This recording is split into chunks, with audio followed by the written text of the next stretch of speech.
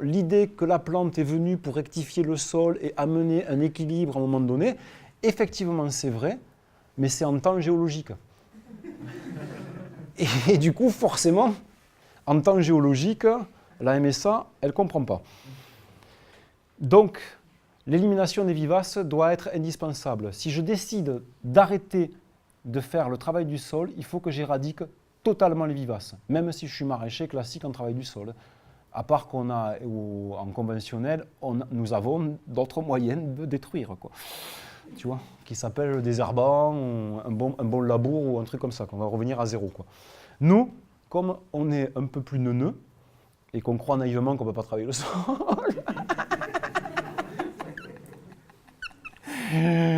voilà, qu'on se veut vertueux, on ne veut pas faire de mal aux lombriques, on se dit je vais y arriver. Et bien je peux vous dire que j'en ai chié et que j'en ai loupé des cultures. Jusqu'à ce que, alléluia, par hasard, je capte un truc. Donc l'élimination des vivaces, maintenant j'y arrive d'une manière assez facile, somme toute. Je me suis rendu compte. Alors, ça c'est l'expérience, c'est un des endroits où j'ai fini d'aboutir ce que j'avais observé par hasard sur d'autres parcelles. Donc vous voyez, ça c'est la parcelle que je vais mettre en culture. Donc si vous croisez un maraîcher classique, j'en vois un là-bas qui me regarde d'un œil dubitatif, et que je lui dis, tu vois là mon pote, je vais faire une culture et l'année d'après je vais faire des carottes. Et je ne vais pas travailler le sol. Et là il me dit, bon courage, c'est bien parce que tu es un AMAP que tu arrives à vivre. Parce que moi, je suis sur un marché libéral, et alors là, mon pote, je t'attends au bout de tournant. Et du coup, effectivement, on peut le penser comme ça. Donc là, en fait, c'est la contournière, ça. C'est l'endroit où je tourne avec le tracteur, mais comme je n'utilise plus le tracteur, et que j'ai un petit côté paysan réel, je ne supporte pas un espace où ce n'est pas cultivé. Donc j'ai une espèce de maladie. La maladie du paysan, c'est qu'on a toujours envie de cultiver plus grand, quoi. À tel point que des fois, je rêve que je cultive chez le voisin. Et que je suis très gêné dans mon rêve, mais néanmoins, je le fais. J'ai même rêvé des fois que je cultivais la route. Et donc là, la contournière, je me disais quand même, perdre la place de contournière alors que j'y passe qu'une fois avec le tracteur, c'est un peu con. Alors qu'on pourrait faire des légumes et les vendre. Et du coup, ce que j'ai fait, c'est que j'ai fait ça, quoi. Non, j'ai pas fait ça. Si, j'ai fait ça. Si, j'ai fait ça. Et du coup, vous avez cette parcelle-là qui était pleine d'herbe. Ce que j'ai fait, c'est que j'ai vérifié la structure. La structure était en bon état. Le sol était poreux, mais elle était quand même remplie de potentilles, pas de chardon, de rumex et de liseron. Mais néanmoins, il y avait une bonne structure. Donc les racines pouvaient pénétrer à l'intérieur. J'ai paillé. Par-dessus, on ne le voit pas. Ensuite, j'ai bâché. Bon, ce n'est pas la même parcelle parce que je n'ai pas pris le photo. C'est une parcelle où j'ai fait pareil. J'ai bâché avec une bâche avec peu de trous. Et à l'intérieur, j'ai planté maïs, haricots, courges. Et du coup, j'ai eu ça. Donc ça, par contre, c'est la même parcelle. C'est au même endroit. Ça, c'était... L'autre, c'était, on va dire, fin mai. Et ça, c'était, vu la gueule du maïs et du truc, on est en septembre. Là.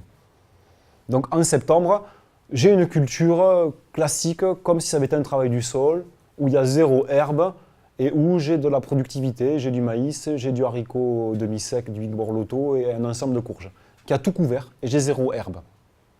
Et à la fin, quand j'ai fini, j'ai la limite ici de ma bâche. Vous voyez ? Donc ma bâche s'est arrêtée là. Et donc si on regarde là, en fait, on voit que là, la flore est encore dégueulasse. Donc j'ai potentilles et toute la clique des emmerdeuses. Et de ce côté, en fait, si je soulève le mulch, en fait, il n'y a plus de racines, il n'y a plus rien. Tout le monde est mort. Et ensuite, je vire ma culture, la bâche est complètement enlevée, c'est un peu galère, mais bon, vu le travail qu'elle a fait, c'est pas trop gênant. Et surtout, j'ai eu zéro désherbage pendant la culture. Et je sème mon engrais vert, comme j'expliquais là derrière. Ce qui s'est passé, pourquoi j'ai fait ça? Et pourquoi, quand je vous entendais parler, ça ne marche pas les bâchages, comme vous le faisiez? C'est parce que, en fait, ce sont des vivaces, et les vivaces qui nous emmerdent, ce sont des vivaces qui ont des réserves racinaires. Et Et c'est pour ça qu'elles nous emmerdent. Quand je les paille, c'est que quand je le pose sur le sol, sur une plante vivace qui a des réserves racinaires, ce qui se passe, c'est qu'elle, elle est un peu choquée et elle meurt, mais comme elle a des réserves dans les racines, elle reproduit de la feuille, elle recrée la photosynthèse, elle grandit. Alors que les vivaces qui n'ont pas de réserve dans les racines, en fait, elles n'ont plus à bouffer de lumière et elles meurent. Mais celles-là ne nous emmerdent pas, en fait. Et du coup, si je paille, si je bâche au mois de septembre, comme vous disiez, et que je débâche au mois de mars, comme vous disiez, en fait, je bâche au moment où la plante a accumulé toutes ses réserves. Et du coup, elle, juste ce qu'elle se dit, putain, en septembre, c'est déjà l'automne, je suis étonné. Mais elle s'en fout, elle se fout en réserve. Et puis après, elle se dit, putain, cet hiver, il est vachement nuageux, quoi. J'aurais jamais cru. Il est nuageux et sec. Mais elle s'en fout, puisqu'elle, elle a des réserves. Et au printemps, quand elle a des bâches, elle se dit, putain, en fait, le printemps, il est revenu, il revient tôt cette année. Et en plus, quand elle se réveille, elle se dit, putain, mais je suis toute seule, ils sont passés où, tous mes emmerdeurs qui m'empêchaient de grandir, quoi. Et du coup, à un moment donné, la plante, elle se dit, mais tout cet espace, elle est comme moi, la plante, elle se dit, tout cet espace, je ne peux pas le laisser pas cultiver, quoi. C'est normal.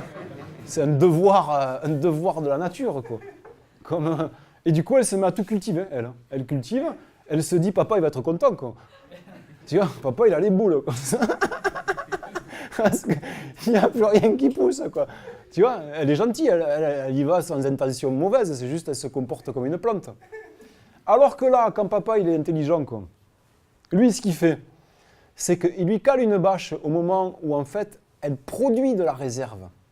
Elle est gourmande de soleil. Elle se dit, putain, mais c'est trop beau la vie, je vais capturer de l'énergie, grâce à ça, je vais remplir mes racines. Avec mes racines, je vais pouvoir dormir l'hiver et repartir au printemps encore plus belle.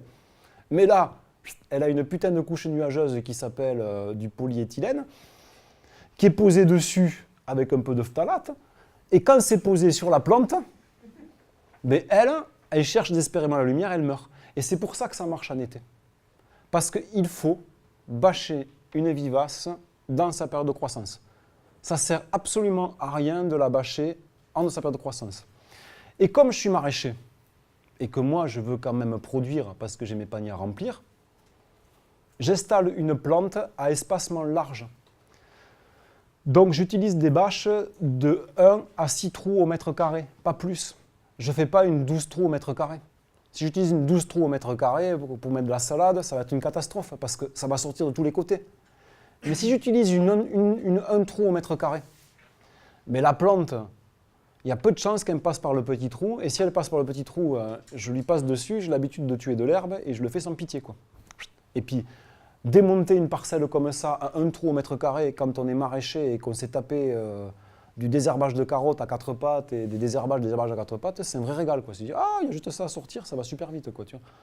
On n'en revient même pas quand on est de l'autre côté, quoi.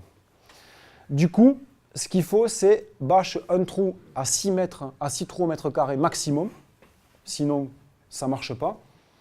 Ensuite, si on n'utilise pas de la bâche tissée, ce qui est à mon sens la meilleure bâche pour travailler en maraîchage quand on a les thunes, parce que c'est une bâche qui s'entretient facilement, qui se garde facilement dans le temps qui va durer 10-20 ans si on la plie, alors que la bâche d'ensilage est moins chère, mais elle se dégrade très vite et elle est totalement étanche à l'eau, alors que la bâche tissée, en fait, elle n'est pas étanche à l'eau. Donc par aspersion, on peut arriver à mouiller dessous et on maintient la vie du sol. Sinon, si on a moins d'argent et qu'on n'est pas encore un maraîcher assis sur un bas de laine, eh bien, on peut mettre des gouttes à gouttes sous la bâche et anticiper l'irrigation. Donc on n'est pas con. Fertilisation optimale, production de sol avant de le faire, vérifier la structure, on verra ça demain, pour pouvoir avoir un résultat de culture, les variétés qui correspondent à la saison, un système d'irrigation optimal pour que la plante ne manque pas d'eau et on aura rapidement du rendement. Pourquoi aussi c'est une connerie de mettre la bâche au mois de septembre? Excusez-moi parce que j'ai déjà fait, mais ce n'est pas pour insulter ni quoi que ce soit. 1, ça ne tue pas les vivaces. Et 2, vous tuez les plantes. Or, comme on l'a vu, ah non, je ne l'ai pas dit ça. Oui, je ne l'ai pas dit. La rhizosphère qui est autour de la racine, en fait, elle représente 90% des individus vivants dans le sol. Donc en biomasse, ça représente moins qu'un ver de terre, parce qu'un ver de terre c'est gros et c'est lourd, ou un cloporte, mais en quantité d'individus, les 80% des individus qui vivent dans le sol sont des individus qui sont associés aux exudats racinaires.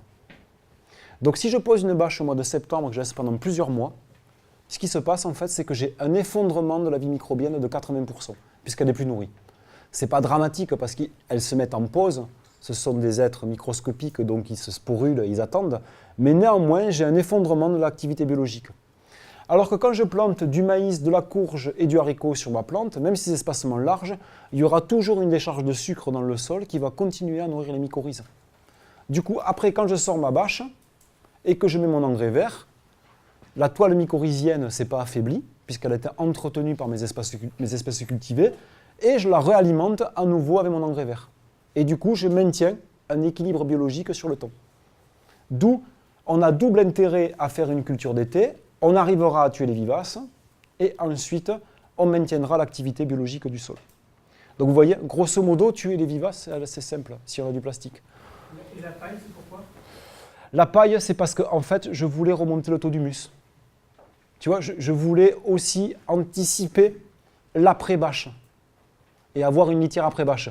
On va en parler tout à l'heure de les différents stades de litière. C'est important aussi dans la conduite des cultures. Il y a litière, litière et litière par sa composition, et il y a litière, litière, litière par son stade de dégradation. Et ça va jouer sur les retards de minéralisation et ça va jouer sur la facilité à implanter les plantes. Ouais. Vas-y. Là. Tu mets la bâche au printemps et tu plantes directement? Ouais, dans ce cas de figure, ça a été le cas. Au mois de mai, tu plantes quelque chose? C'est ce que j'ai fait. Par exemple, si tu sens vraiment que tu as des retards de minéralisation forts dans ton sol, ce qui est le cas chez moi, tu aurais intérêt à mettre la bâche 1 ou 2 mois avant, quoi, tu vois. Comme ça, tu aurais commencé à tuer les plantes, elles commenceraient à libérer un petit peu, et en plus, le sol se serait réchauffé, puisque tu es quand même sur des sols qui sont super couverts. Je ne sais pas si vous avez vu comme ils sont couverts.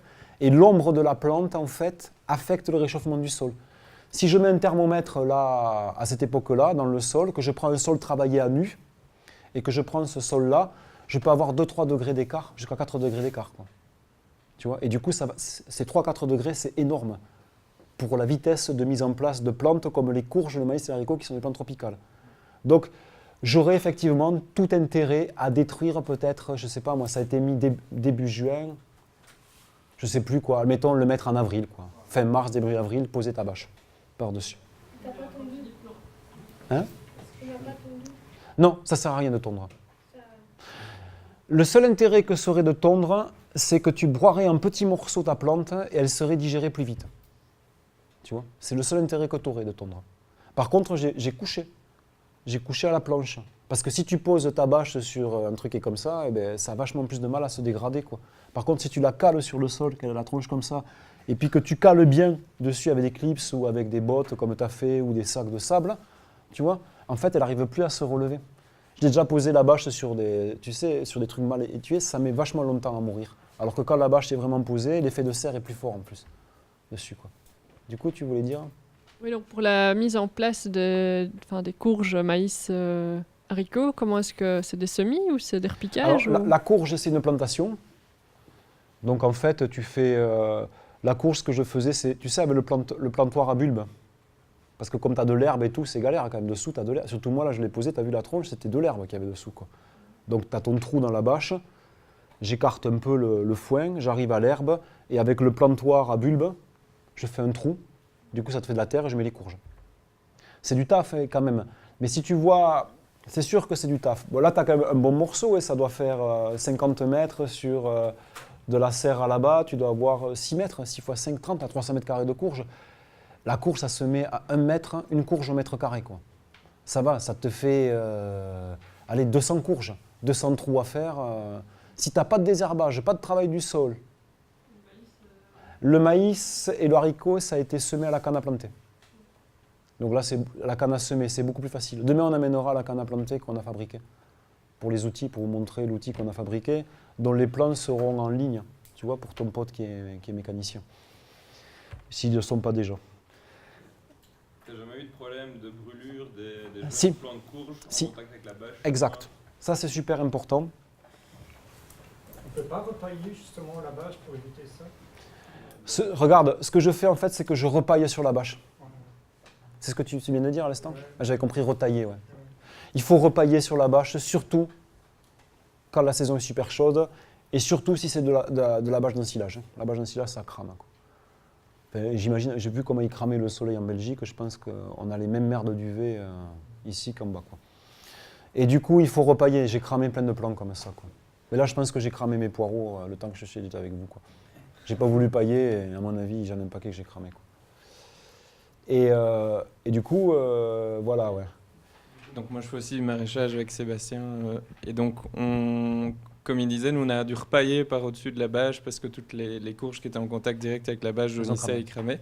Et du coup on se demandait à quel point au final la bâche sert à quelque chose. Est-ce qu'avec un grand paillis de paille directement on n'arriverait pas au même résultat et Tu vas avoir, avec moins de dégâts sur la culture du coup. tu vas avoir deux conséquences. La première chose, c'est si tu as zéro vivace. Admettons que tu es zéro vivace, parce que tu as bien géré ton jardin et que tu arrives à zéro vivace. La bâche, elle ne sert plus qu'à chauffer le sol. Ta seule fonction, c'est chauffer le sol. Elle va se réduire à cette fonction-là. La bâche, elle a deux fonctions. Tuer les vivaces et réchauffer le sol, puisqu'elle est noire et qu'elle a un effet quand même de capture de chaleur. Il y a quand même un effet de serre, de fait. Du coup, le fait que tu repailles dessus, je suppose qu'au moment où tu repailles, l'effet de serre diminue. Donc tu pourrais enlever la bâche, après avoir chauffé le sol, et pailler si tu as zéro vivace. Mais si tu n'as pas zéro vivace, ce que tu vas faire, c'est que le chien d'ang, il va pulluler, mais dans l'été, mais un truc de fou, quoi. Moi, je l'ai fait ça, mais je peux te dire, je me suis pourri des parcelles au début de potentis. Je n'avais pas encore capté ce truc de la bâche, tu vois, je n'avais pas encore capté ça.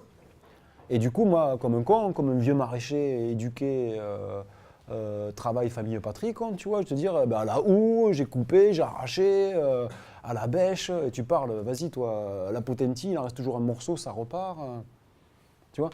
Au travail du sol, avec les disques, finir à la houe pour arracher, parce que je ne savais pas gérer les vivaces. Aujourd'hui, avec la bâche, les bâches tissées ou les bâches d'ensilage, la vivace, c'est vraiment pas un problème.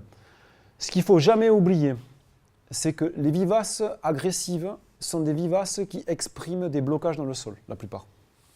Quand on les cale sur le panneau de la bioindication, en fait, le rumex, par exemple, ce sont des blocages en matière organique quand ils sont en grande quantité. C'est à un moment donné, on a apporté la matière organique, on est passé en phase anaérobique parce qu'on a tassé le sol et on a levé la dormance des rumex. Si je ne pense pas à solutionner la problématique qui a levé la dormance, en fait, je vais tuer cette génération de rumex, mais dès que la lumière va revenir sur le sol, d'autres rumex vont lever. Obligé. Par contre, il y a un effet d'inertie.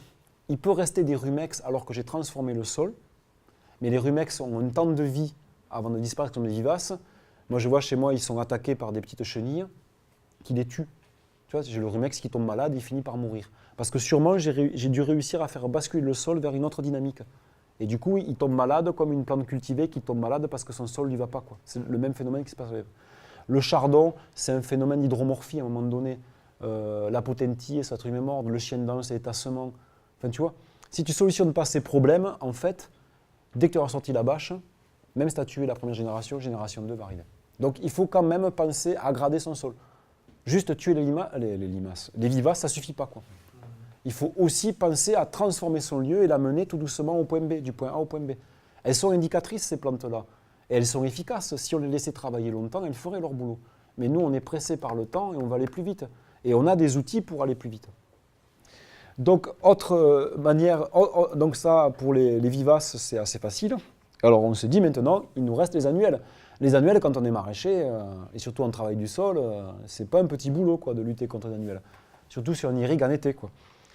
On est super content, on a désherbé ses choux, tout va bien, putain, tu te dis, je vais me coucher, j'en ai fini avec les annuelles, ça serait bien que j'arrose, et bingo, une nouvelle levée, et c'est reparti pour un tour. Et merde, il faut recommencer, quoi.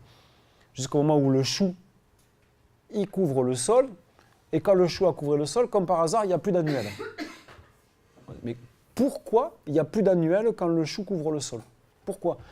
Est-ce que c'est parce que le chou concurrence en bouffe, c'est quoi qui fait qu'il n'y a plus de lumière? Et en fait, il m'a fallu super longtemps pour comprendre ça. Et ça, je pense qu'on me l'a dit. Je ne sais pas lequel bouton. Peut-être je suis trop con. Merde. Ah, caramba, encore raté, quoi. Et du coup, ce qui se passe avec les annuelles, c'est qu'il faut éviter l'impact de lumière sur le sol. Le sol ne doit pas être à nu.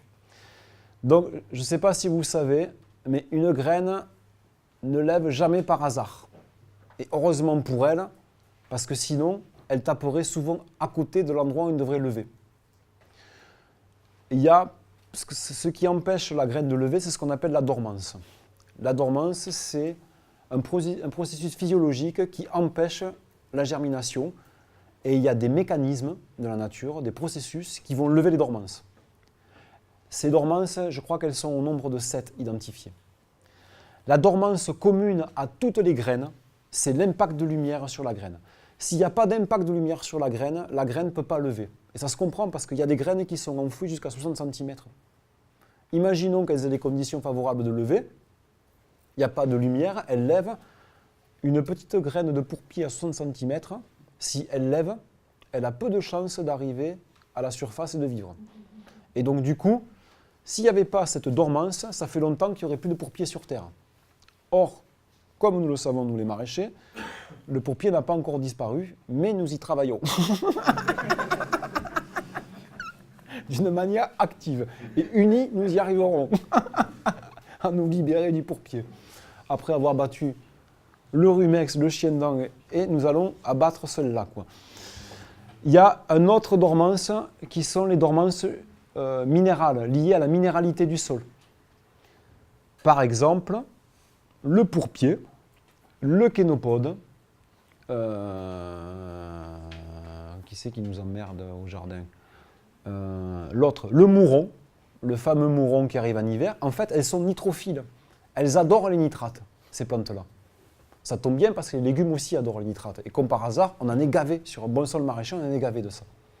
En fait, s'il n'y a pas de nitrate dans le sol, libre, ben, le kénopode, ça c'est sûr, le pourpier, je pense aussi, il ne va pas lever. Même s'il a un impact de lumière, il ne va pas lever. L'autre dormance, c'est la température. On le voit dans les emmerdeuses qui viennent au jardin. Il y en a toujours une nouvelle à chaque saison. Et toi, tu l'as dit toi-même.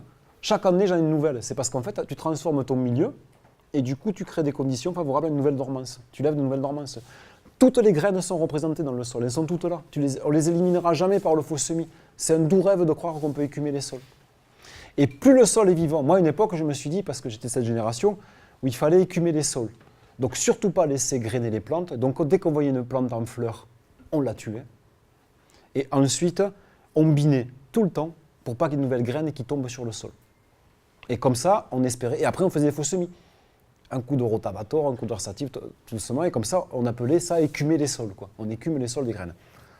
En bio, c'est très difficile d'écumer les sols parce qu'on se fait toujours déborder. Et à un moment donné, il y a une pluie de graines qui revient. Et plus on est branleur, et plus on se fait déborder, quoi. Et même quand on n'est pas branleur, juste quand on est débordé, en fait, on se fait déborder, forcément. Et du coup, je me suis dit, maintenant que je ne travaille plus le sol, je ne vais plus remonter de graines. Super, je ne travaille plus le sol. Erreur, je travaille toujours le sol. À part que ce n'est pas moi qui le travaille, c'est tous ces cons d'animaux qui n'arrêtent pas de bouger de la terre. Et du coup, ils n'arrêtent pas de me remonter des graines.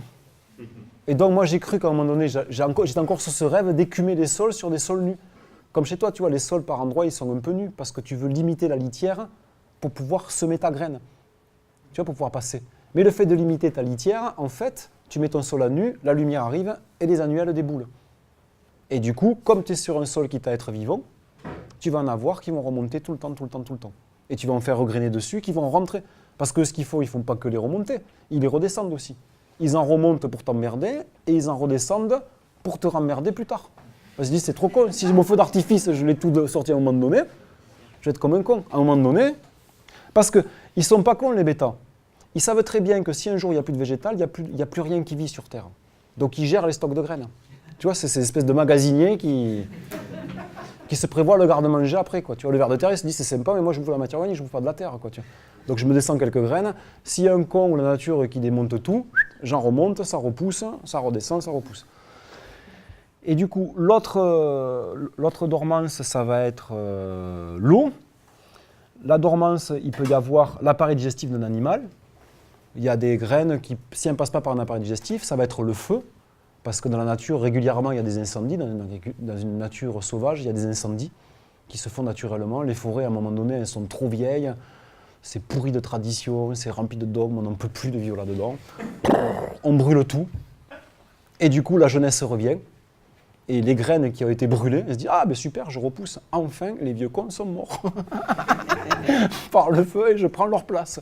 Tu vois, c'est un peu comme ça que ça fonctionne dans le temps. Donc cette dormance est liée. Celle-là, on s'en fout. Hein. Au brûleur, rarement on arrive à lever des dormances au brûleur thermique. Mais je suppose qu'au néolithique, il devait avoir des levées de dormance assez spectaculaires quand il foutait le feu à la forêt, quoi. Il ne devait pas comprendre dès le début. Le résultat, ça fait ça. Là, vous voyez, c'est l'exemple type d'un truc que j'avais sous les yeux, mais pendant des années. Et pendant des années, je me suis dit, mais pourquoi j'ai toutes ces plantes qui lèvent tout le temps? Même je trouvais ça beau, ces parterres de kémonopodes homogènes, alors que mon maïs ou mon haricot était chétif. Je trouvais ça super beau parce que c'est la seule chose qui était belle dans ma culture, la mauvaise herbe. Et donc, je compensais en regardant les mauvaises herbes. Et donc, j'avais une espèce de truc d'admiration en me disant quand même, je vais avoir du boulot, quoi. Et du coup, là, ce qu'on voit, c'est que, vous voyez, ça, c'est sur un engrais vert. L'engrais vert couvre pas assez les sols pour empêcher la lumière de venir. Après, paillis. Et du coup, aux endroits où il n'y a pas d'engrais vert, il y a mes pieds.